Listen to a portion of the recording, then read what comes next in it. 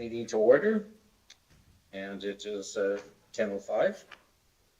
We'll start with the agenda additions and approval. Are there any additions for the agenda? Any from staff? Any from the board? Paul? If there is none, I'll move that we accept it as presented. Okay, thank you. All in favor? Carried. The adoption of the minutes. They were attached in your package, I believe.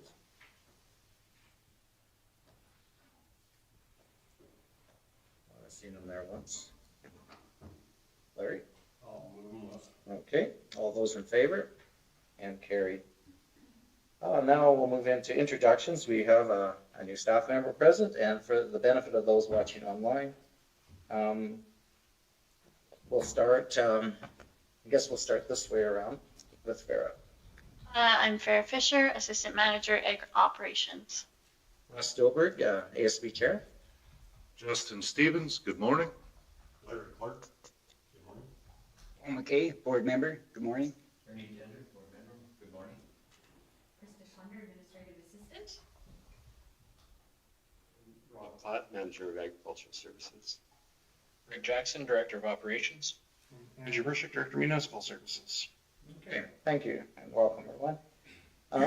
It's my pleasure to introduce Rob Platt, Manager of Agriculture Operations and the ASB Fieldman. Rob joined our county employment on October 1st. This will be his first ASB meeting, and no one knows Rob better than Rob, so I will ask him to introduce himself and give his background, where he grew up, and some of his interests, please. Sounds good. Yeah, good morning. I'm Rob Platt. We met briefly. Yeah. Oh, you gotta push it One one more. more time and just let it go. Yeah, you're good. We're good? Oh, there we go. Okay. All right. Yeah, we met briefly on September the 10th there.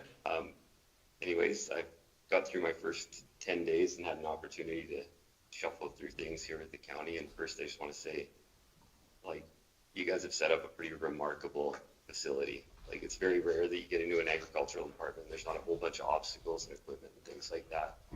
I can honestly say, like, yeah, there's a few things, but it feels like the only thing really getting in our way is the weather. Like the equipment, the facility, things like that. The people around the county here seem to be pretty great so far. As far as my background, I grew up in High Prairie. Our family farmed. We're a mixed operation. Worked with Gelby cattle throughout the years. We did a lot of custom farm work. Like some years we were close to 27,000 acres, including what we did on the farm, and then for others as well. So pretty much everything agriculture, we've done it from breaking land, seeding, combining, that type of thing. I spent a lot of time field scouting, in that I worked in ag sales. I worked for Nutrient Ag Solutions. So I've scouted and inspected thousands of acres over the years. And then I worked with Big Lakes County, first as the ag foreman, and then as the ag fieldman or whatever, and then eventually the manager of ag services there. I think my skill set or whatever, it fits well. I think there's things here we can change and adapt or whatever, but I took great pride in like connecting myself with producers. So like when we had an ag meeting, it was really representative of what the community wants. So I really like to extend into the community and make sure that the Ag Service Board really is representative of what the community wants, and we're not just mowing ditches and spraying weeds. Like, are we actually working on behalf of producers? Like what do we do here? It's an ag department. So I took great pride in trying to build that connection and see the bigger picture. Do we need bigger seed plants? Like what do we need in the area? Like what actually benefits agriculture? So I kind of got known as a bit of a cowboy, but in the legal sense. Like I really like to get things done. There's not a lot of excuses, like with the equipment and things that we have here and the budgets that we have. I feel like we can just hit the ground running, and there's things to adjust and change a little bit from what I can see so far in the first 10 days of going through things. Like there's a lot to go through, but I feel like there's a great opportunity here. So yeah, just thanks for the opportunity and see how she goes. That's great. Well, welcome aboard. I'm very confident you're a great fit for for this county, and I can see you're going to offer a lot. And I think the ag producers of this county are definitely going to appreciate your attitude.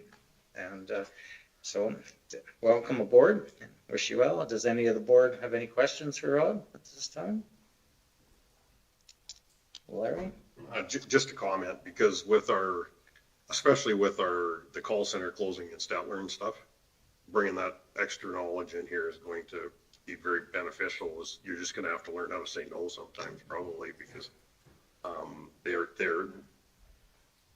the people are looking for questions. A lot of them have agrologists and stuff that work with them right on their land too, but it's great to have it sounds like your background. And I should add that in November, depending on scheduling, I'm doing my CCA exam, so I'll be a certified crop advisor as of that point. So the other qualifications are there, but I'll be doing that exam pretty soon. So. Great. So any further questions? Okay, no, thanks, Rob, and again, welcome. We have no delegations today, so we'll move into reports. 6.1 in the package is the administration report. Farah, are you given that one? Okay, go ahead. So we still have one of our seasonal staff extended till the end of the month working with us. And we've participated in the 2025 internal safety audit. We've been working on getting Rob up to speed. Later on in the package is the resolutions. Mid-September, I had a meeting with Clean Farms, and we were able to tour the ag plastics recycling plant in Basha. That was pretty interesting. We've been doing extensions, so the harvest facts that were in the last meeting, working on environmental farm plans, and then a season in review sheet. We've been working on some long-term planning with Starland County for some environmental programming, and then general County of Stettler long-term planning. We deposited some of our unwanted pesticides at the Clean Farms collection. It was pretty slick. I've never done that before, but it was super easy. So the County of Stettler gets it every 2 out of 3 years. So next year is a gap year, and then the following 2 years after that, we'll get the collection. We did some lease land inspections, and then we should be spraying our last site coming up shortly when the wind cooperates. And then we're working on building sites for next year on our private land list. Some environmental farm plan stuff coming up. We cleaned up one of the egg plastics complaint sites. Kind of putting all our equipment to bed for winter. We've had 30 rentals this season, reached over just over 5,600 people for extension. October 28th, we're planning an environmental farm plan workshop. And then in our pictures later on, I think it'll be interesting if we go to Bashar and tour the egg plastics plant. It was super eye-opening, just they do it all start to finish there, and then they have pelletized products that go to make other grain bags or garbage bags. And there you could really see the importance of how properly processing that plastic, so getting those bales nice and tight and clean, make a huge difference in the efficiency of the plant. Because it's someone's job to if Andrew goes to page 6, someone's job is to unroll all the bales and feed it into that cutter there. So if they're all tangled and messy, it slows down production quite a bit, and then it slows down the whole efficiency of the plant, because they've got gaps where in the production line where they're not melting or shredding, and it kind of messes with the equipment. And we've got some pictures of some of our follow-up inspections. So top left is some absinthe from our gravel pits. And we've got some leafy spurge, and then some regrowth on some white cockle.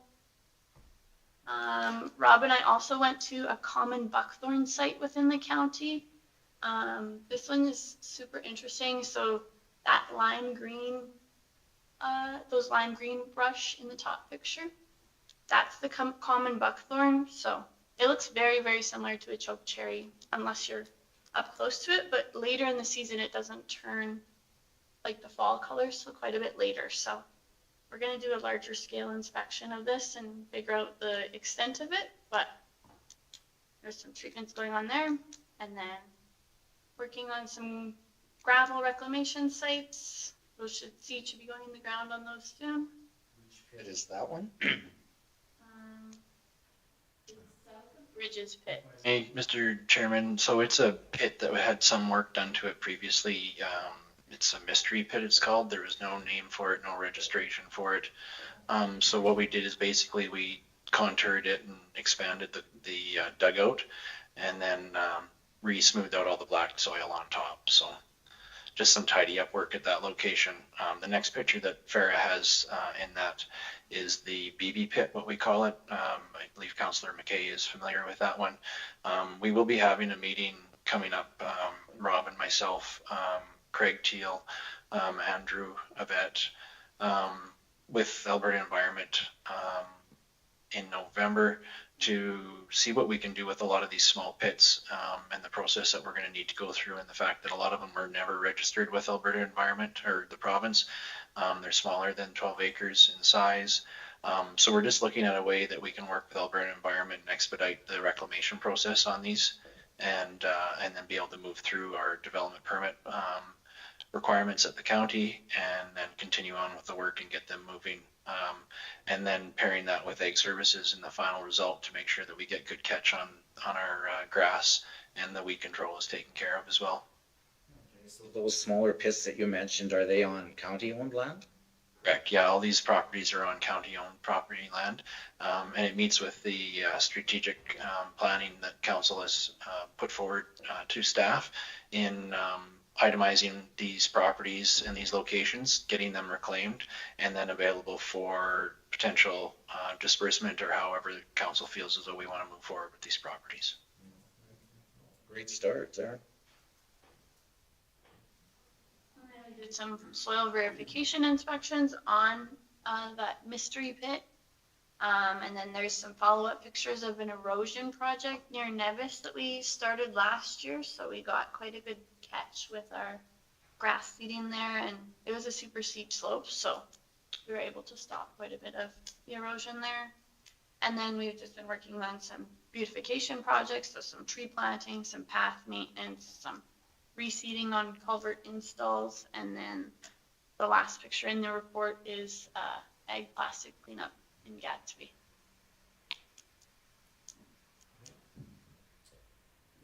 Any questions for Ernie? On the leased land, were they able to lease the land right to the end of the season, or did they have to pull them off prior to? Our policy says October 1, the cattle have to be off. So we're just doing verification inspections that the cattle are off and that the fencing's good and that they're not overgrazed. So they were able to utilize the full season. Okay, thank you. If I may, Mr. Chairman, just a quick comment on Farah's picture for the tree planting project. This is another project that Public Works and Ag Services are working together on, as well with Planning and Development Department. Basically, what you see there is what they call as a rain garden. These species of trees that are utilized are known for their tolerability in salinic and poorer soils, as well as their great use of water. So this is actually like a drainage ditch out of a multi-lot subdivision. And what we've been having is issues with the slope is so low, we don't have any grade at all at this location. So we do see usually water pooling in this location. Adjacent property owners are noting that, mosquito populations are very high. The water is often stagnant. There's a smell, and it's not really very visually appealing in this development. So working with a local greenhouse, we have gathered these species of trees, and with Ag Service staff and Public Works staff, we placed them, planted them, and what we're looking to see is that we're going to have these trees as they grow utilize a large amount of this water, and may even to the point where it will no longer be pooling in this location because of the amount of water that these trees will be using in this location. This is a test site. If it works well, we've got a few other locations that we plan to utilize the same idea. Is that a type of evergreen or like in the background? Is there one of them that, So actually, you can see some spruce trees in the background. Those are on the adjacent property owner's land. They aren't doing near as well as they'd like them to do. They are struggling in this location a bit. But the large variety trees are very tolerable to the salinity, the poor soil, and use a large amount of water in their growth. So there are some of those in there. It's an interesting project. It's just going to take a few years to get them established so they can reach their potential. I was just going to mention back on in Farah's report when she mentioned the harvest facts piece that she done. That was something I borrowed from Vulcan County, and I showed it to Farah, and I was asking if she could do something similar for Stettler. And holy man, the turnaround! She had that done in the blink of an eye, and it was nice because it was used at our RME's Central Zone meeting, and Larry's even used it in his opening comments. Some of the facts, so it's nice to give a shout out to our egg producers here and what they're producing. So. Thank you, Farah, for that quick turnaround. And, anything else? Anyone else wants to discuss from the administration report? If not, I'll ask for a mover. I'll move that we accept the report. Okay, thank you, Paul. All in favor? And carried. Moving on into 6.2, the Egg Service Board 2025 season end review. I was just going to introduce, this was another one that I asked Farah to do because this is the last board meeting for our board. And I know the ASB administration will do a comprehensive review at the end of the year, but for the benefit of all of us no longer returning, it's kind of nice to see what we've done this year up to this point. So Farah again came up with this data quite quickly, so I'll let you present it. So we've done 46 vertebrate pest inspections, so that includes beaver, wild boar, rat, and Richardson ground squirrel. We've done 1,600 weed inspections on the provincial highways, county roads, gravel pits, Red Deer River, and on private land. 59 insect inspections, so that's the diamondback moth and Bertha armyworm traps that we had, as well as the provincial grasshopper surveys that we do. 133 plant health inspections, so 101 of those were our club route. And we've got some tree health inspections, some cereal disease, some general canola and weed head surveys for the province, and then 144 sites sprayed. So that's including whole townships of roadside, gravel pits, brush, county properties, private land, Red Deer River, and then some of our provincial highway contracts. And then through extension, we've reached 5,600 people in newsletters, workshops, and environmental farm plans. We've transitioned our 6 egg plastic sites with Clean Farms to a more retailer-based collection system. We've had 34 equipment rentals of all of our equipment, and then we collaborate with 7 different groups. So Battle River Research, Alberta Transportation, Alberta Environment, Alberta Invasive Species Council, Clean Farms, the Provincial ASB, and the Association of Agricultural Fieldmen. And we've had 33 ratepayer requests. Great. Looks like a busy summer. On your staff picture there, I see, can you flip that one back, please, Andrew? You are the smallest person we have. Yep. A little bit mighty. Any, Ernie? I just wonder, okay, with the club root canola, are there diseases that seem to be coming newly into the county affecting other cereals, that sort of thing? We had no positive club root inspections, and then the wheat head and canola surveys are for a whole suite. So the other surveys actually are all for a whole suite. So the wheat head is for like rusts and blight and a couple other diseases within wheat heads. The canola one is for blackleg, and then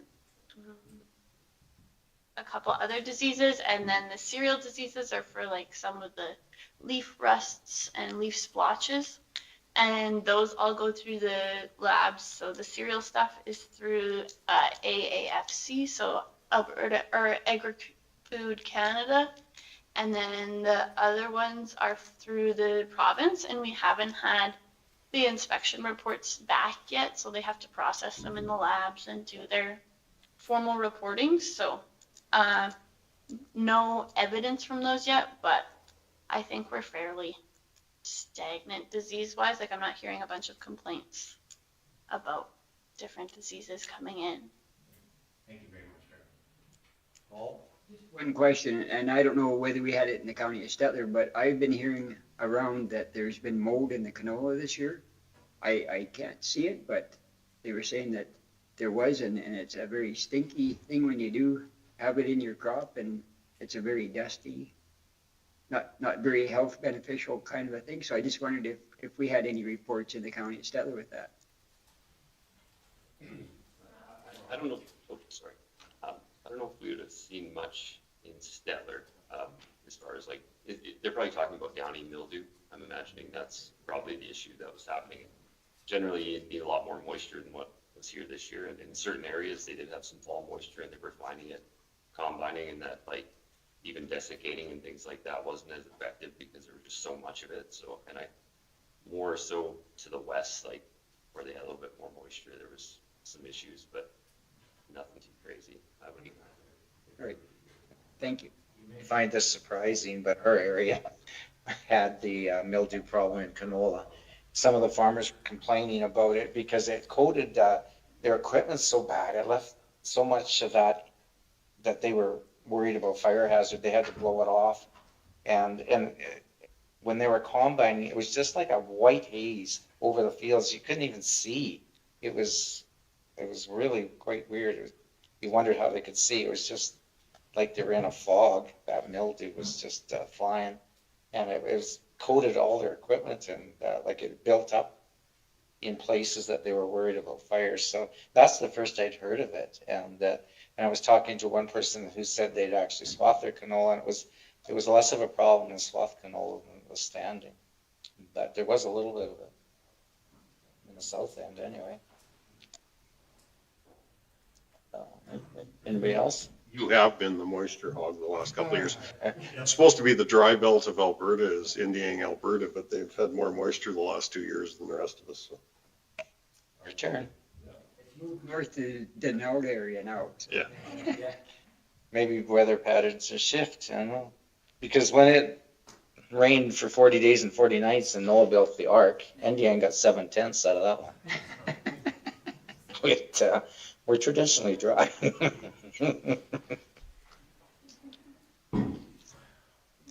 Anyhow, back to the services in review. Any further questions? One thing I'd like to add, I'm really quite impressed that we don't have any club group testing positive, because one time it was quite a problem. I think between the farmers have paid a lot more attention to their practices and got her under control, so that's great to see. If there are no further questions, I'll ask for a mover. Larry? Move it. All those in favor? And carried. Moving on to board member report, 7.1, the Alice report.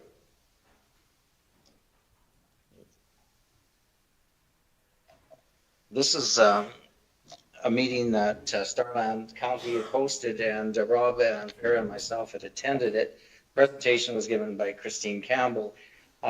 She had planned to be in person, but last minute changes made it so she actually presented by Zoom. But it worked well, and we could hear well, and our questions were all answered anyway. It outlines the Alice program. We learned quite a bit about that, and the amount of sponsors that are corporate quite amazed me.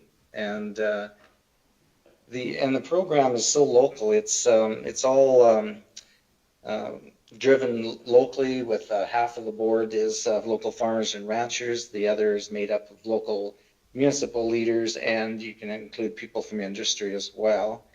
And they form what they call the PAC, is the Partnership Advisory Committee, who pretty much set out the standards and the rules, and how what projects are approved and how they're funded. And typically, if someone applies for this program, like a farmer, they would get 50% they'd have to put in 50% themselves and receive 50% funding in any project that was approved.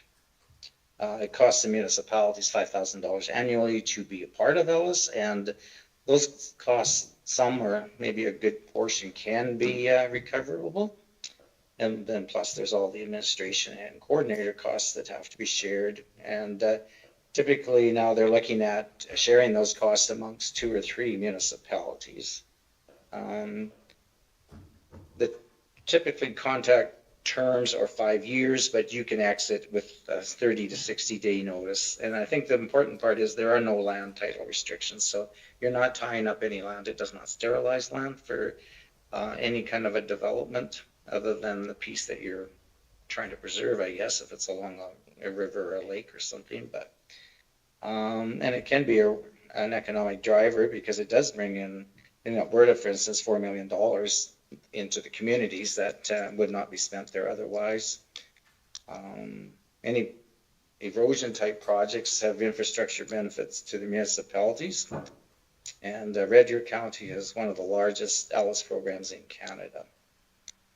And then if the municipalities has interest in this, the Ellis staff will, I guess, set it up and evaluate it and get your project on the way.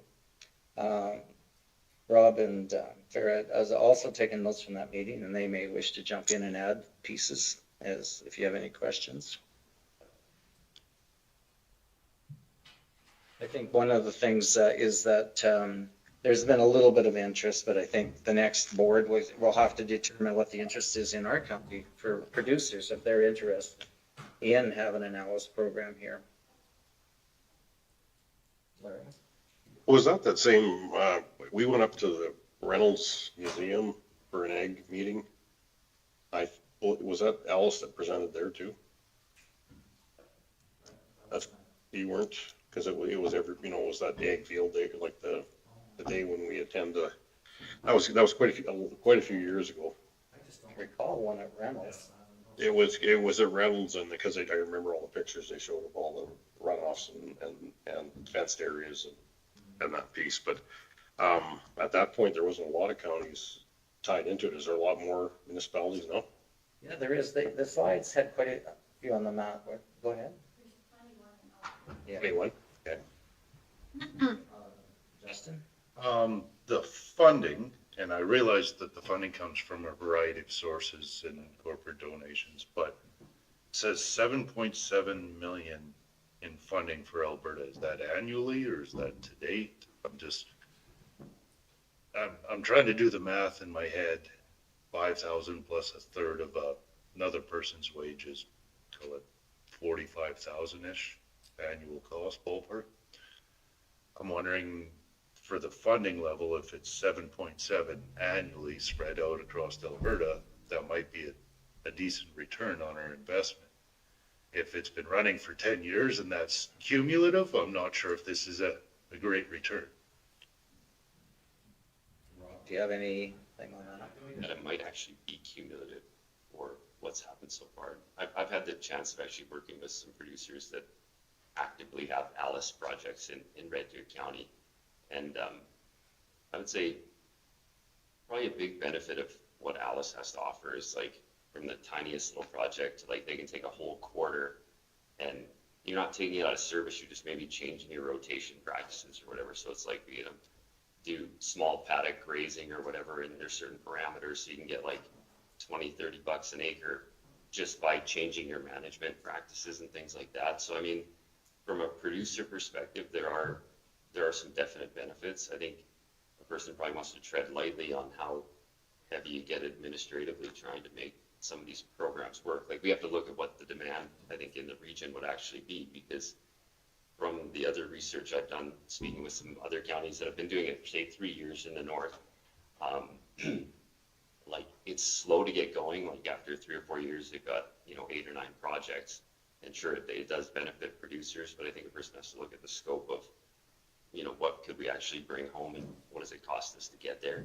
I think there's a fair bit more research maybe to be done just to see what it looks like here at home. From what I could gather, the funding isn't guaranteed the same amount every year. It's largely dependent on the corporate sponsors. Like if the corporate sponsors should draw back one year, then your projects would be funded accordingly. There'd be less projects funded. And then on years, of course, where the corporate sponsors really come to bat and do fund a lot more, then of course there's way more funding opportunities. Is that what you two understood as well? Yeah. The reason they want the municipality to sponsor the coordinator is so that that person can have a stable wage, and then the grants aren't so dependent, so you've got better continuity for your programming. I don't know a ton about the Alice program, and I'm interested in learning more, but I do think on the conservation side, our county actually does pretty good with our other nonprofits, whether it's conservation or Ducks Unlimited. We actually have a ton of land that is in some sort of conservancy already. Yeah, on page 56 of the package, 57, it's got like 85-ish quarters when you search like the titles for the Ducks Unlimited, Nature Conservancy, and Alberta Conservation. So obviously there's some agreements that aren't on title, but we've got a decent amount. So 100-ish sites. I think a lot of the projects are more to enhance agriculture, with, clean water, better grazing, rotational plans, and stopping soil erosion and that sort of thing. There's a lot of those type projects also. Yeah, I think like when we talk about Ducks Unlimited or Nature Conservancy, their scope is a little bit different than Alice. Alice is just meant to fit into your farm, and you throw in 3 acres here and 5 there, versus the like conservancy groups are more large scale project stuff. So you might get a different audience if you did Alice as opposed to the conservancy kind of models, just based on like it's easier to take a small bite of Alice and do 3 acres or whatever it may be, small projects. And it's meant to be integrated into your farm, but they're definitely both achieving similar goals.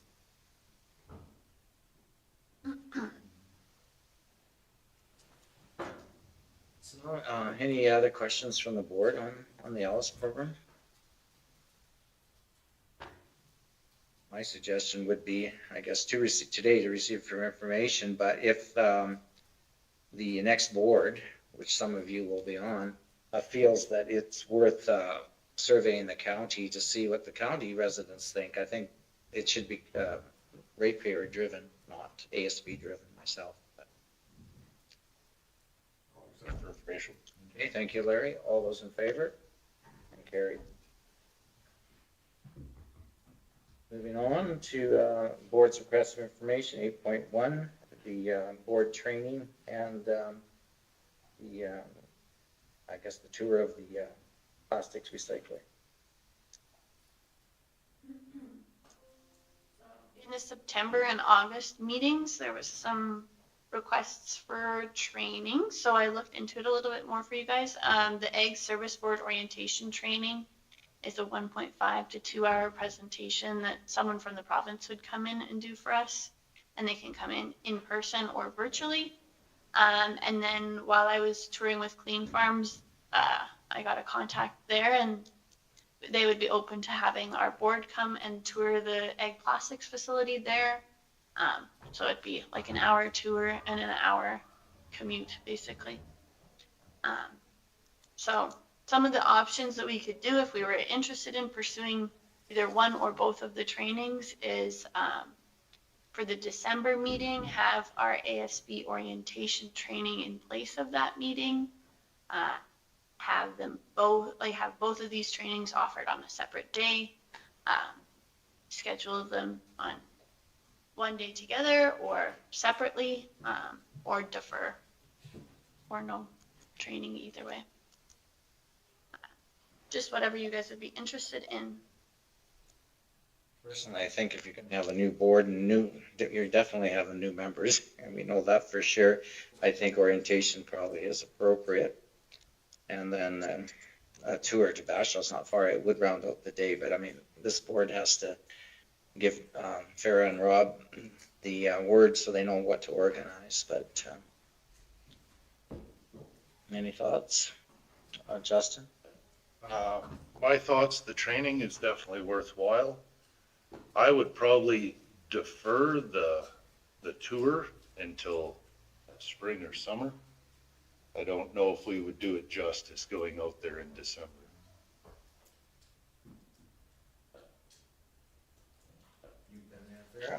Is it all indoors or is it some? We were only outside for probably 10 minutes and then the rest was inside, but it's fine either way. Larry, did you have some comments? I was thinking the same thing, is that probably that would be a good spring More of a spring tour? tour. Yep.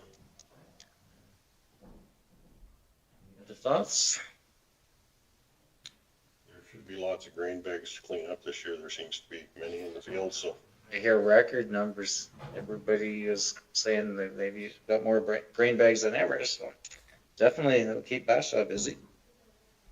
So then, I guess we could use a motion for the orientation piece, Justin. I'll move that we instruct administration to book ASB orientation training for the upcoming ASB board.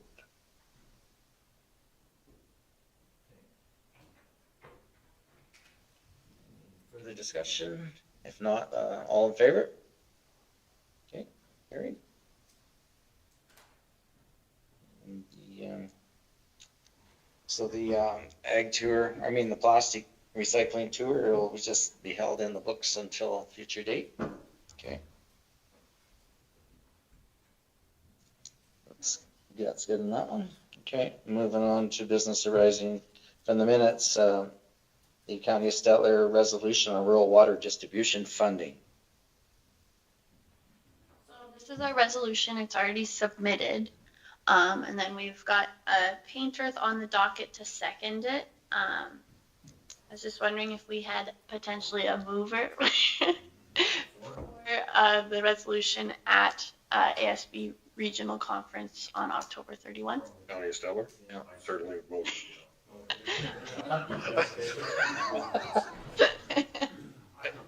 I was operating under the assumption no one was gonna have to twist your arm about water lines. Yeah. Well, we need it. Have to be you or James volunteering for this one because we know you're gonna be back. Okay, so we can put down Larry volunteered for that to move. Who did you say was seconding? Painter. And when I pitched them the idea to second it, they got so excited they wrote their own resolution. So this is actually a combination of both of our efforts, and we'll move it and they'll second it. Because it only makes perfect sense. Like if you're funding transmission, it doesn't do the rural people any good if you can't get it to them. So they might as well fund distribution as well. And I was quite appreciated the background information about so many other provinces do fund distribution. So it's not foreign by any stretch. That's the meeting that we had with transportation. It may be the fact that we have to redefine or have transmission redefined though too. It could be one of the other. Yeah. If they're just getting held up on transmission, like we said, to go to the urbans, the small urbans, is what's the difference on that when you could have 20 or 30 rural, with some of them being like colonies and corporate firms coming off of it. It's just in the definition. I know we've had colonies wanting water, and there's far more people in a lot of the colonies than there are in some of the hamlets. So just makes good sense. I am hopeful for this.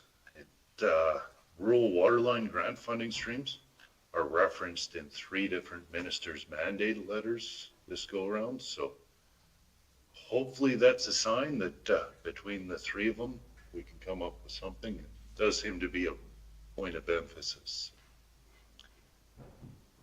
You know, a lot of areas in the Stettler County did receive a really good amount of rainfall this year, and yet there's still the need for water because the lakes, the sloughs, dugouts, or wells are all low, even with good rainfall. So, I mean, it's not going to be a quick fix. I think the only thing they can do is bring it in by pipe.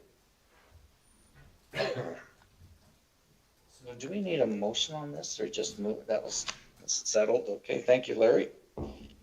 Moving on to 9.2, the ag plastics collection update at the Stettler transfer stations.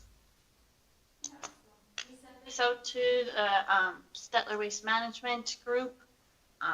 Just kind of a refresher for what we do and do not accept, and a little bit more information on our shift towards the retailer collection model, and then provided them with the contacts for local retailers for collections of these products. Just because we've had some unwanted drop-offs when they should have been dropped off at the retailer sites, so. A question. Yeah, go ahead, Larry. Hey, I was at the Gadsby transfer site when somebody brought in feed totes. I read here it says seed, pesticide, and inoculant bags and large tote bags. So is feed totes, where are they, like, where is it at? Because that person had to turn around and was very vocal on it, and that's the first I'd ever heard of it. I did defend our landfill operator, but I couldn't see it on the list of where it fell into it. Yeah, sometimes it depends on the different plastic that's in it more so than the contents of the bag, but then also because it's shifted to the retailer model, if the company that makes the tote or supplies the tote isn't paying into the recycle program, so it's the producers of the plastic hold responsibility for it. So then sometimes because they don't have those guys in it, then they're not in it, but it says that feed bags are out of the program. And a lot of the places would not take feed bags back. That's what happened with this whole, because they wouldn't refill them, even the feed mills, so, because of BSE. That's right, yeah. So they're only landfillable, like that? I don't know, Rob? On the retail side of things with nutrient, I can honestly say that this is probably going to be reevaluated a little bit on how to distribute plastics that don't have anything treated, like the feed bags and things like that. I think it's going to be a topic coming up even with clean farms to figure out what they're going to do there, because there definitely is a gray area and it's across the province. And I know for us, we had things like that coming in too, and we had to kind of deal with them. And then they'd say, okay, well, I was trying to take it to the landfill, I couldn't take it there.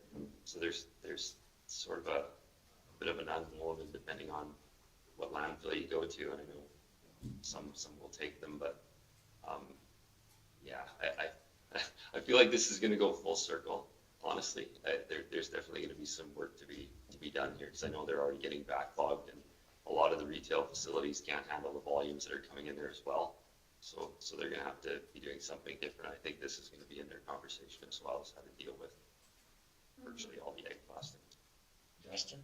Is it worthwhile us having follow-up conversations we only have a handful of large egg producer vendors locally. Should we be reaching out to see what they can and can't handle? Because what they advertise on their websites that they will take back doesn't always match what they have programs to handle. So at the beginning of the year when we were transitioning, I did talk to our retailers, but I didn't ask capacity wise. I just asked are you guys collecting totes? Are you collecting the products that are listed on the Clean Farms site? So if we can verify quantity wise if it's still fitting their capacity. Well, I'm under the impression that some of these retailers are being drug into this somewhat unwillingly, and may have a pretty varied response between each actual outlet, depending on who staffs it. So I think we need to focus on our local retailers, on what they can handle, what they are taking, and what their capacity is.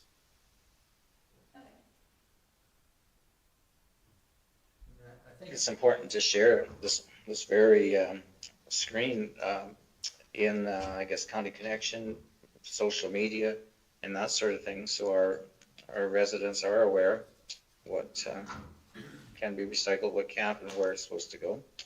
Larry? On bale wrap, I deal with more bale wrap than what I'd like to, but how clean does this stuff have to be? Because you see pictures of it being so clean, and I don't know how you ever get bale wrap that clean. Twine, you might have a fighting chance, but bale wrap, if you're feeding it year round, it's got, like, if you're, Times when it is. so does it have to be completely clean, or can there be some? There'll be, yeah, it can have some on it, like, the standard's almost unattainable, I think they know that, but you sort of like shoot for the stars, hope for the moon, like, I think that's kind of what it is, they deal with what does come in, but you're, you know, basically you don't want chunks and things like that, but you're gonna have it anyways, especially the time of year that you're feeding, things are frozen, it just is what it is. For the most part, they accept it, but unless it's absolutely, you know, person doesn't care, but if the effort's there, most of the time it seems to be. They'll take it, okay, I'll try to collect it this year then instead of the other. And the net wrap, there is no home for that, is there?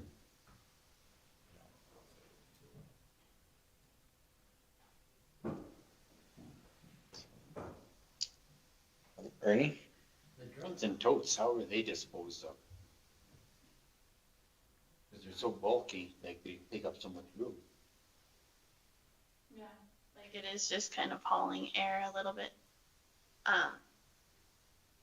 Like they came, like when we were decommissioning some of our sites, they came and we had probably 40 different totes at one of our sites that we were decommissioning, and like you have to send them like all the quantity and the retailer and all of the information on the tote, and then they come and collect the whole totes and take them away. But some of them, like if it's like a tote of DEF fluid, then you've got to dispose of it another way because they're not part of that retailer pay program. Clean Farms is also going through a thing with the province that they're like doing they're looking into a provincial scale, like just like tire recycling or bottle recycling kind of program. So I think just like Rob said, we're on the way to seeing some big changes with them, I think. So pardon me? Oh, go ahead, Rob. Yeah, well, I think part of the obstacle too was labeling on a lot of this stuff. Like, the problem that we had, it's like there's sort of an open door to, hey, bring these chemicals and jugs and everything to the retailers, but a lot of it, the label was missing, then it couldn't go to Clean Farms, so then you had totes and barrels and things like that. They're just accumulating with really nowhere to go. Like, and I think they are gonna pile up in a big way this year. But also, especially if you're just local to one retailer, say you work there, like every chemical out there is under 1,000 different names. So for a lot of like, you know, operational staff and things like that, they're bringing in chemicals and they have no clue what it is or even how to handle it. So like, there's probably going to be like a lot of changes that come quickly after this year, because doing that transition now, we've kind of seen what the problems were, but the unknowns like of what's actually in them is a massive problem. And we see like UFA and everybody running into trouble, like where do you store it? And is it an insecticide? You know, that's a way bigger problem than if it's like some type of herbicide, you know, especially for your staff. So I think there's going to be I don't know what exactly they're going to do, but there's going to be a pile of totes and jugs somewhere. So. Alrighty, I think the concern that I see is some of these, like you're saying, that they're not labeled, they have no idea. So here's there's some very innocent ones, UFA, nutrient, and even say like our own yard that we're opening up, we could be opening up a can of worms that we don't know what the hell we're getting into. There could be contaminated sites. Well, and the other the other issue is now we're bringing it into kind of urban areas. Like before, we didn't want to take care of it kind of as a landfill, but at least you had that pocket. It's like we set this up, we could add standards for whatever that was. And I know we always struggled dealing with clean farms all the time because you'd accumulate a whole year worth when you thought they'd be there in 2 weeks and it took them 6 months or a year to get there. But now we have it in all these little businesses throughout our towns. So I do think like there's, definite challenges with that. I was wondering on the drums and totes there that for ag chemical, you see the farmers, the larger farmers use those instead of jugs. Are they a one-time use or can they be taken for refill? No, those like generally like the Roundup Trans or whatever, any of those type totes, those will all have a deposit, so they'll be coming back. Okay. Depending, usually if they're basketed, those are all just, we dispose of recycle. Some of the other totes as well do get disposed of. For the most part, there's a deposit on those that are getting reused.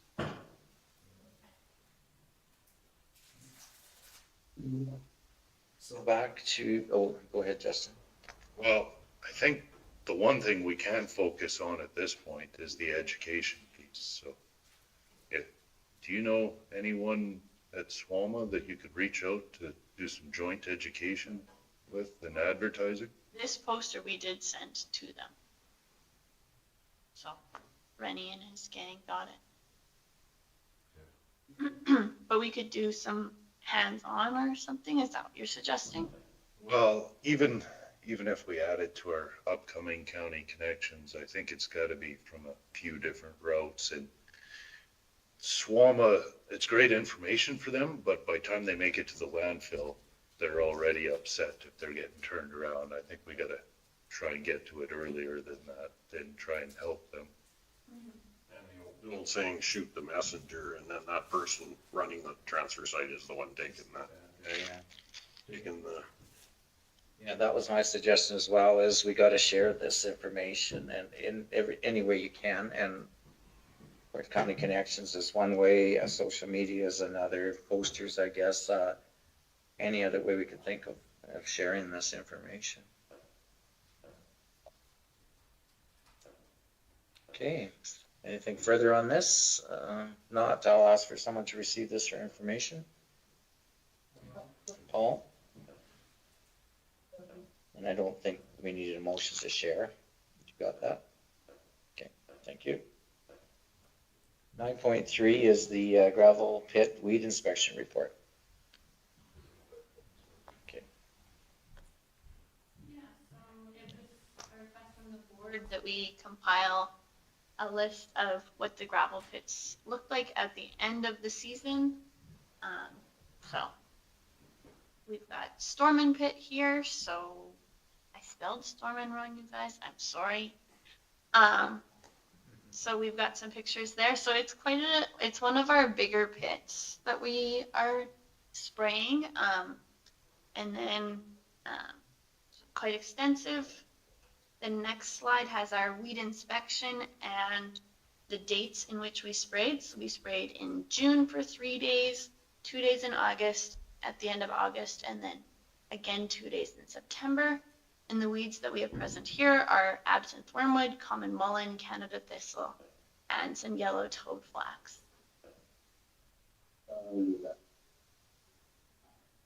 I just forwarded the voicemail to you. The next pit that we have. That's on Zoom, and it must have unmuted her accidentally. We've got Collins Pit on the next slide. Just stop me if you've got any questions. So this is one of our newer sites that we started mining. So still relatively small at this point, easily controllable. We sprayed it at the end of September. We got to this one a little bit later in the season because there was some activity going on in the pit. So continuously throughout the season, we're working with Public Works and their contractors to control these pits and have safe access. At the beginning of the year, we've had a serious infestation of absinthe wormwood, and that stayed fairly stagnant. And our Canada thistle went down in severity. Next, we have Bridges gravel pit. So this is another one of our bigger sites. So quite extensive, quite hilly. Definitely one of our difficult to navigate sites in terms of access to all the slopes and areas. But in the bottom left picture, you can see all the passes that our side by side had done to control some of the weeds. Same as the bottom picture, you can see some of our passes in there.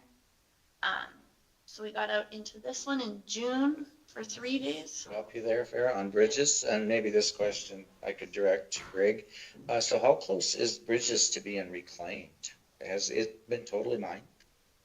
No, actually, currently we do have deposits at Bridges, crushed aggregate, actually, sorry. We have crushed aggregate reserves at Bridges that we're utilizing. Overall, the area, the gravel deposits that are there have been, for the most part, mined, completely mined. So we are looking at, once we have completed utilizing all the gravel that's in that place. We do have other deposits there. We have piles of sand, like screened sand and things like that. But once we've exhausted all the gravel reserves that are there, we will be starting the reclamation process in these areas. As you can see on some of that really rough terrain where there's wormwood, it's more difficult to control now. So I thought reclamation would fix that. Okay, thanks. Okay, go ahead then, again. We got out into Bridges in June for 3 days, a day in August, and then another 4 in September. And this one you could actually see quite dramatic control differences from May when we did our initial inspections to August when, right before we started our second round of applications. So we went from serious to moderate infestations here.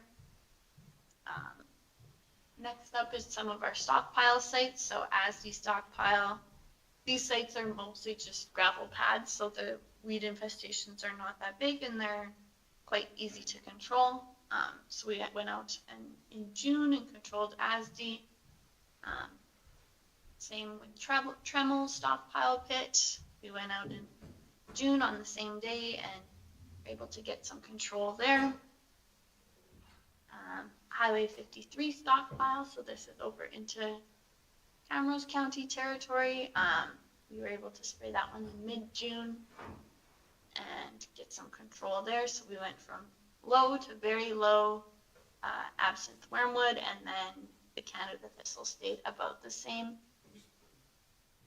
Highway 53 stockpile, how far is that from the Schaff pit or the? So Highway 53 stockpile is roughly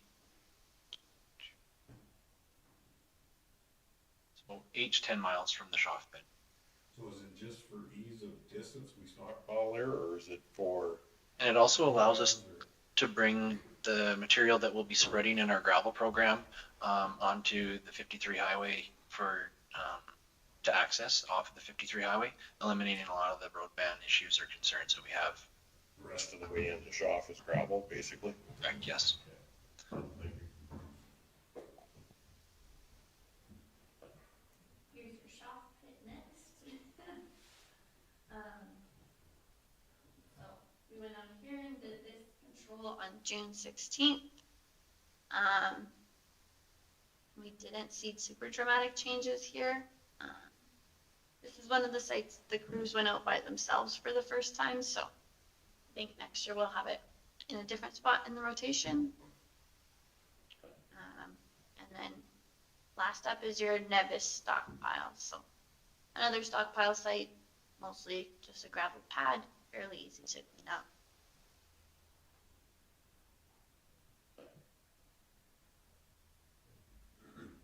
I think it's important to keep on top of this gravel pits weed situation, and the reporting back to the board is very important. I think that is something that needs to be an annual report.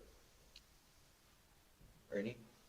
So So A lot of these where you're not able to drive over it with the equipment, a lot of it is just hand sprayed then? Yeah, there's definitely some steep slopes and rocky areas that we're getting out there with the handgun. So it's definitely it's not bad to spray, but it's definitely a little bit labor intensive in some of the areas. Given our current federal climate, I would encourage you not to use that word. We'll be blacklisted. The handgun.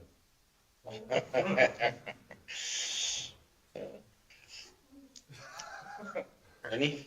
I'm just kind of wondering whether Ag Services have considered any other way of spraying this other than by hand within reasonable costs. Yeah, you teed Rob right up there. For that one, yeah.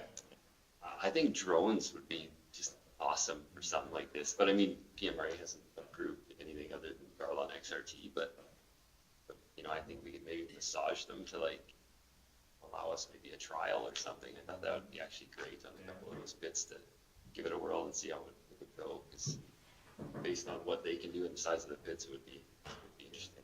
Maybe we can get a demo.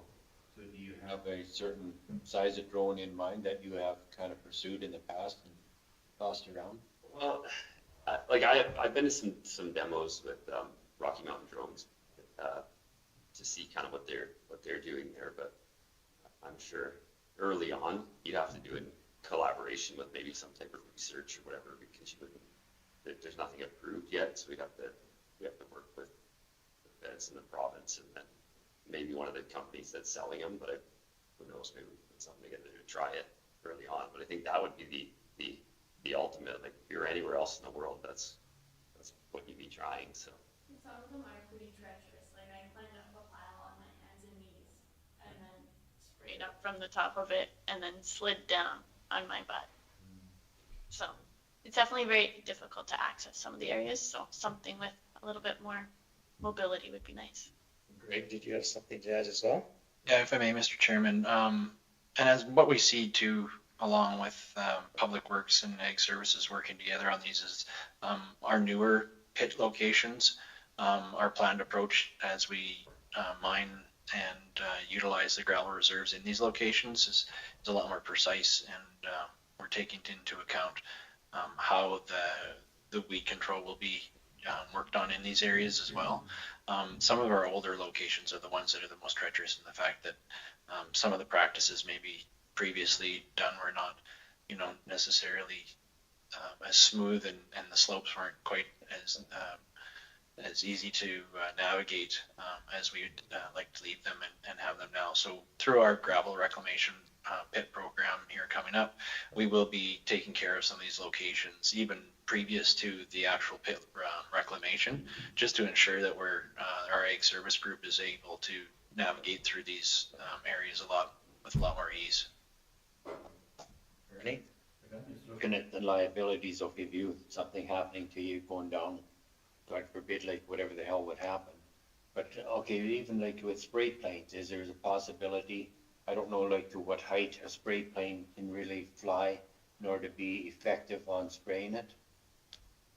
The challenge with getting someone to come and. I mean, you could do it with helicopter, but obviously there's going to be costs involved, but actually just using a crop duster like a plane, just the terrain of a gravel pit and how you'd actually have to spray the chemical to be within like legal parameters, that's the limiting factor at a pit like that. So you're pretty much doing it by hand, helicopter, drone, those are your options, or we level. Like the other thing is too, like we are discussing like ways to work the landscape a little bit so that we can get in there with other options and maybe just turn it over, because chemical over and over and over, especially with absence, it's probably not the answer really, like, because by mechanical means you can get rid of it, like any cropped fields or whatever don't really have a problem, so if we can actually get in there and clean them up a little bit and disc it up even or whatever, and try and just get the landscape more workable, I think that's the answer. And a few of the slopes we'll probably just be able to hand spray them moving forward. We just have to get in them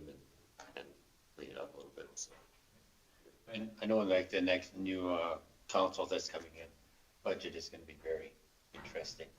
They're very easy to get along with. Don't set the stage there, Councilor. Full speech today, eh? Have faith, Ernie, have faith. To plant the seed. Yeah. Yeah, no. But, any more questions? It's an excellent report. Kudos to the staff for putting up, reporting together the aerials. I mean, that's great information. I'm really, really pleased with that one for sure. So thank you so much on that. We need someone to move to receive that report for information. Justin? I'll move that we receive for information as presented. You all in favor? And that one's carried. Moving on to new business, the 10.1, the ASB Regional Conference and Registration. It's in Clearwater County. Yep. There's the agenda for our conference, and then tentatively we're gonna register the whole board unless any of our acclaimed members know that they're not coming. And then just for you guys' sake, registration is due on October 21st. So we will be registering in the existing board's names and then transferring following the election, just for ease administratively. So don't be alarmed if you get a ticket in your mailbox or anything. The same goes for RMA. You may have already seen that in your panics. Registered. Yeah.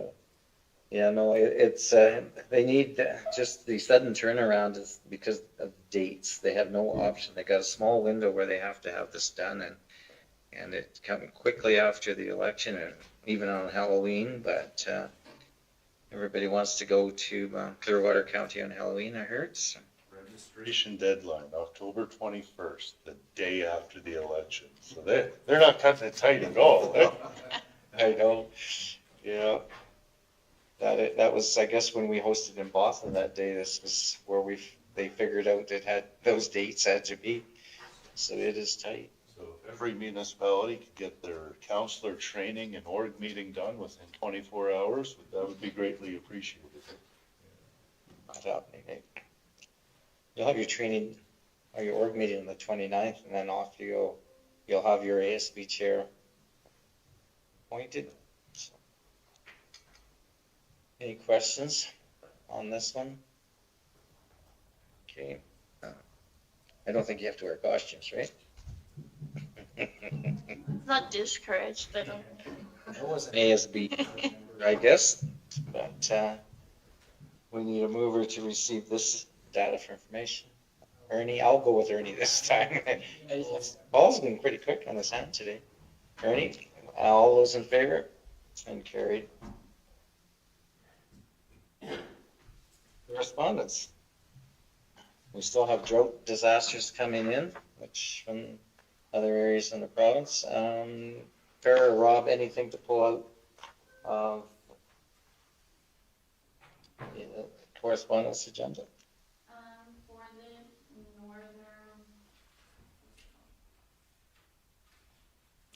the Northern Alberta Farm Family Awards, I've reached out to our Ag Society to get some more information on what is north and what are the deadlines there. And then the 2023 invasive wild pig report was just released. So this is a nice little overview on page 91 of where all of the other provinces within Canada are in terms of different regulations for wild pigs. So in Saskatchewan, it's under the plant health regulation. And then different provinces has taken different scopes, and then it has a estimated range of some of the wild pigs within the province. And this was, it says 2023, but it was just released in June of 2025. So this was just a compilation of data from that time. And then they've released it just recently.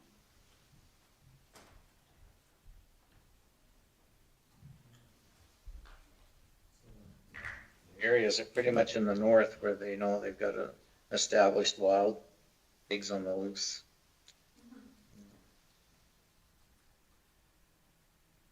Absolutely. And then the next thing I was going to pull out is Flagstaff County has an Ag Forum invite. So that's on page 144. So they're having a big agriculture education day in November, and they've asked for us to share it. It's free to attend in Galahad.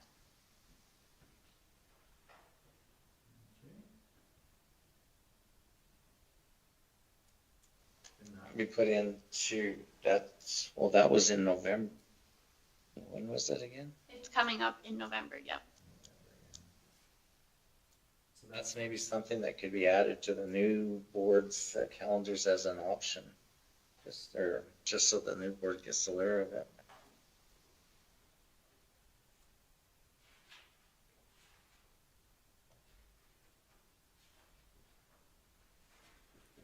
One time I thought I seen something come across on the, a bit of funding request for safety in schools.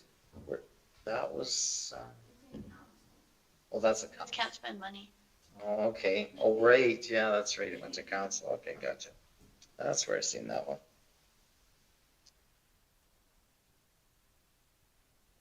And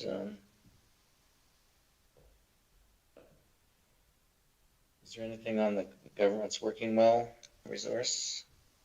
They've got a webinar series coming up and there's one coming up on October 22nd and then the 29th and then November 5th, a little working well management series. So typically every other year we bring in working well, but for those of the ratepayers that are looking for well information this year, the province is putting on a webinar series. So 3 hour-and-a-half long webinars, free to attend. The registration links are in the package or online. This, I think, needs to be made shareable too, so that we could share it around with, our ratepayers.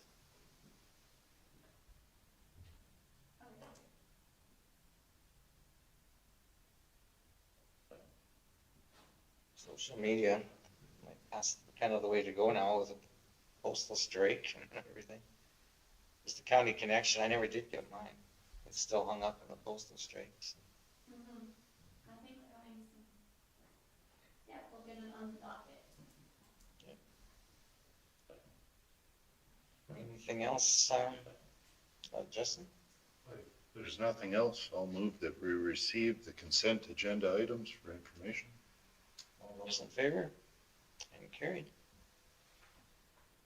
Moving on to finance. Typically we just do a verbal report where we're at. Who's giving that, Rob? Yeah. Okay. As far as budgeted financial stuff, I suppose everything's aligned pretty well. I guess the takeaways on the ag wells or tank loader sites for a little over on those. I did have an opportunity to tour them. I think we're going to do some cleanup and kind of tie into those a little bit just to get them up to par. They're a little rough, so hopefully over the next few months, like we're going to clean up some of the insulation, things like that, get them back on track, and I think maybe moving forward we'll discuss metering them just to see what our usage is annually out of those. Maybe there's some investments we can make to make them a little bit more efficient. So I don't anticipate a whole lot of expense going into them because I know the pumps and that did have some upgrades in that this year, but those were definitely over. So as far as the rest of it, everything's pretty well aligned and on target. Nothing really stands out as an anomaly or anything like that. So. Just on those wells, is that they've been very controversial over the years. The one thing I would like, though, especially as our water tables get taxed, is maybe if we meter and set them that you can only draw so much water, so you get the smaller trucks coming in versus the Super Bs that were, hauling water and complaining that the well went dry in between. Because we do have water fill sites, And maybe for those trucks, that's where they should be going, whereas if you're pulling in with a, you know, 1,000 or 1,500 gallon tank, it's one thing, but when you're gonna come in there with a Super B, that's not the spot to fill up, because we keep drawing like that. How many times do you suck that glass dry before it's dry? And, you know, water is such a critical thing in our area that I'd hate to damage those wells by continually drawing them dry. Yeah, well, and that's part of what I thought. Especially metering them like on our side in the building, to even know what kind of volume, like I have no idea what's going in and out of them.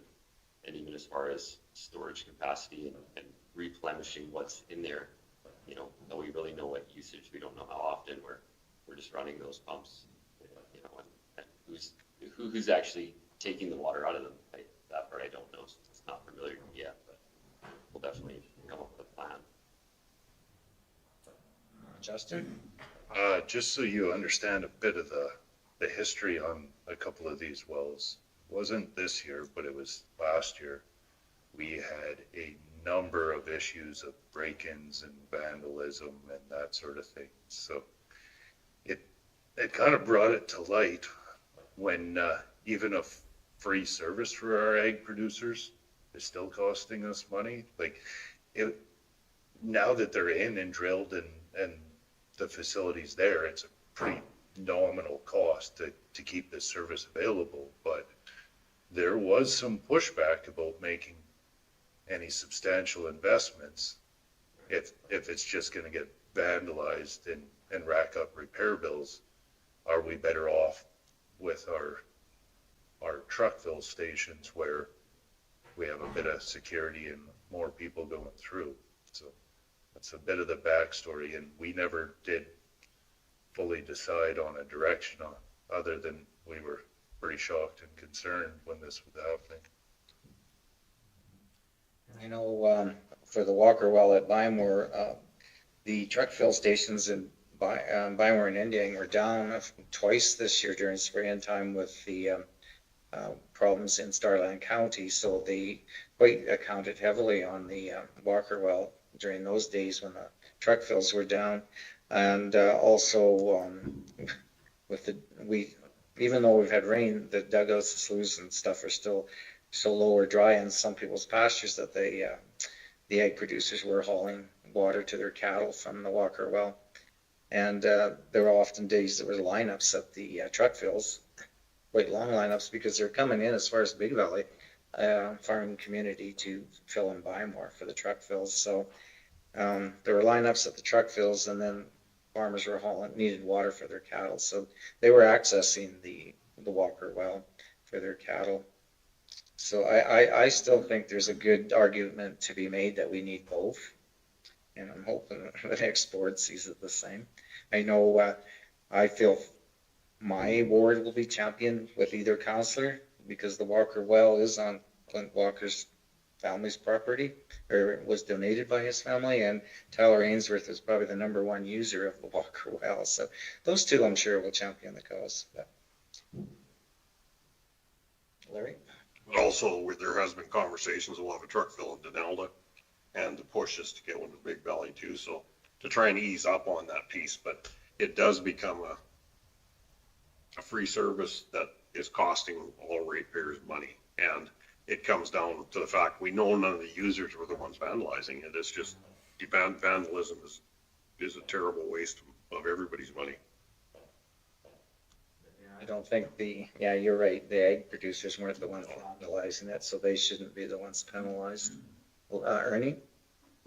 Yes, when there's one community just east of here that was quite a concern. They drilled a couple wells, and the concern was, okay, if they drill it, they empty that resource in the ground, there's going to be an awful lot of wells immediately that are going to be affected. So who's going to foot the bill in order to connect, and say, like a pipeline into there? Whereas this unit that was drilling these wells, they were still connected to a pipeline, so that they always had the door open, that they always had water available, whereas their neighbors did not have that accessibility. I was just wondering, okay, like the well at Scullard, you're saying that we had some people going from Big Valley to buy more. So like the well at Scullard, is it not producing very well, or is someone claiming the rights to it? I was talking more of the larger egg producer, as in crop farmers east of Big Valley would come to buy more to fill. I'm just kind of wondering, like, what volume can the Scullard well produce? I have it written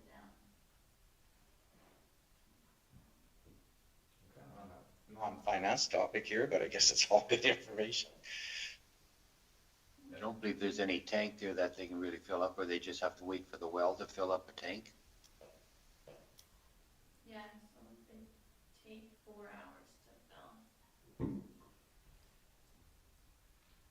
To fill a tank that is on site? Yeah, like if the Scullard and the Walker ones get drained, they take 4 hours to refill.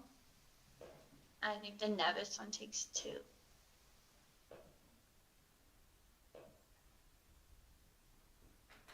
Thank you, John. Here we go. Quantity wise. It's loading.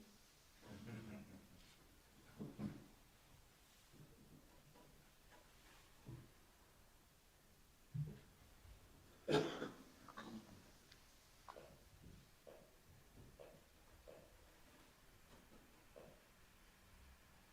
Scullard one is around 40 gallons a minute. Replenish rate. Yeah, so our Walker one holds 13 cubes or 3,400 gallons. Scullard is 24 cubes, so 6,300 gallons. And Nevis is 24 cubes, 6,300 gallons. And Walker refills at 15 gallons per minute. Scullard refills at 25 gallons per minute. And Nevis is 50 gallons per minute. So Walker and Scullard take 4 hours to refill, and Nevis takes 2. Glancing at the actual like drill reports, some of those are, I believe they're from early 2000s. So I know like if it says it's 15 gallons, it's probably like 7 or 8 gallons now. I mean, over that amount of time, it's probably slowed down fairly substantially. It'd be interesting to know where the water level is now compared to, say, back that many years ago. Because we're Constantly hearing of another well going down, or it's going dry, we have to restrict it. We're constantly hearing those. Are there any More questions to the financial report? We've got enough money to make it to the end of the year, Rob? Yeah. Okay. That's good, that's good. I would ask for, if there are no questions, a mover for the finance report. Ernie? All those in favor? Carried. Moving on, workshops and events. 13.1 Environmental Farm Plan Workshop is at the county shop October 28th. So you're still accepting people in that one? Okay. That one you've been advertising as well? Okay. We just sent out like a couple emails to people that aren't completed their plan this morning, and just working with them to help finish up their plans. So And I see in your earlier report, you have been doing quite a few of the farm plans here. and for this year. That's good, actually. And then 13.2 is the ASB Regional Conference, October 31st in Clearwater County. Any questions on the coming events? I'll move her to accept. Larry? All those in favor? And carried. Moving on, 14, board acknowledgement. Guess that one's mine. It's, I guess this is my last ASB meeting, and you knew it was coming, but then at the end, this last few weeks, everything kind of rolled up pretty fast, and it's here. And as I reflect on the last few years, though, ASB, I think, has seen incredible development with a much fuller agenda package for our meetings. Now, meetings have had 1 or 2 delegations at each meeting, and ASB agendas largely become larger than MPC, and James has offered to switch with me, to have MPC in the morning and ASB in the afternoon because of the more length of time. So that is a decision I guess the next two boards can make. But overall, I'm happy at how our meetings have grown. And I'd like to thank the board members who've been engaged in these meetings to enhance ASB in our county. That's been much appreciated. And I think the ASB for the County of Stettler, their public engagement workshops, support of agriculture, tours, etc., have seen tremendous growth as well.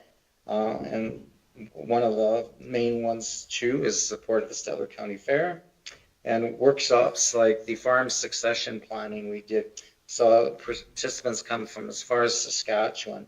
And the dugout workshops were another incredibly popular one. Financial support, we continue to support Battle River. The new Rising Star Youth Seminar, and we now are funding Palliser Grazing Club's range management, and of course the Stettler seed cleaning plan. And I think all that funding from our ASB really helps agriculture in our county.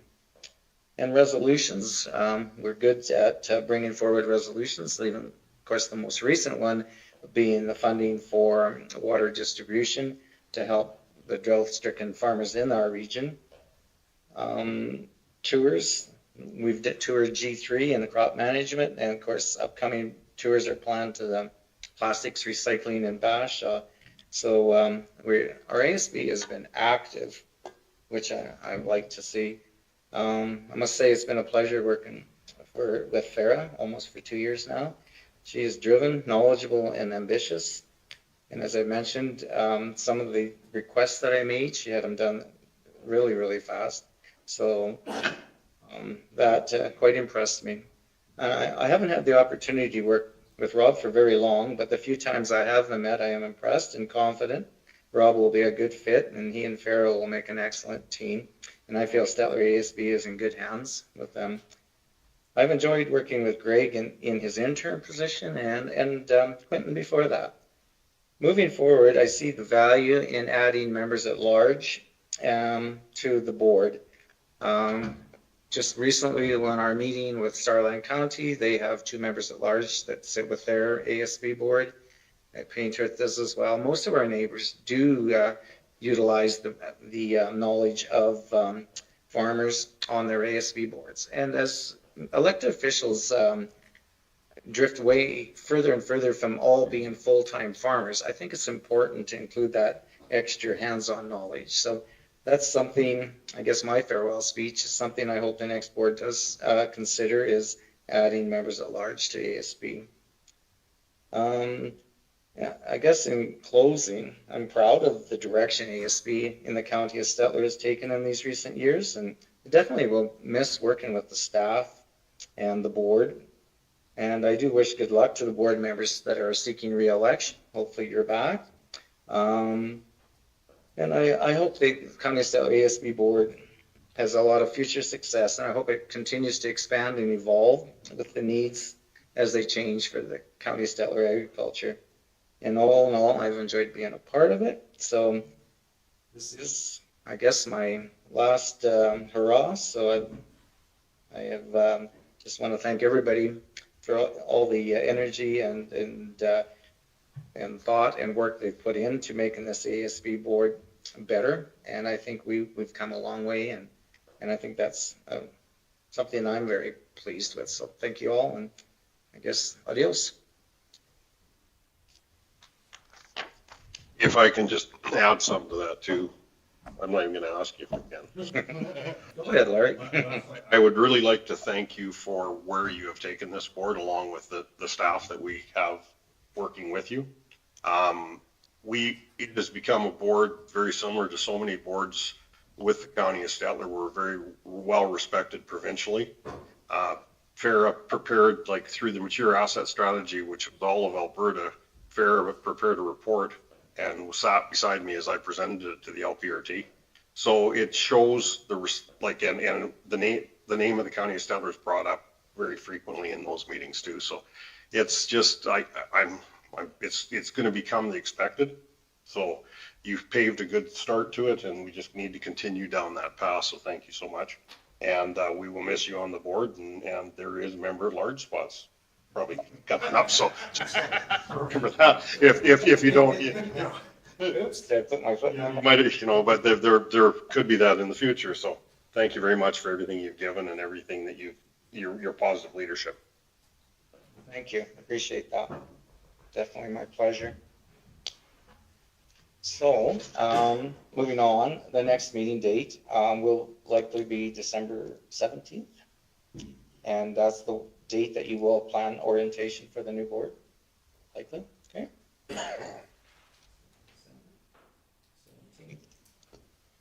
I guess, who's gonna make the last motion of the day? Ernie? I'm not here. Ernie adjourns and says farewell. Okay, all those in favor?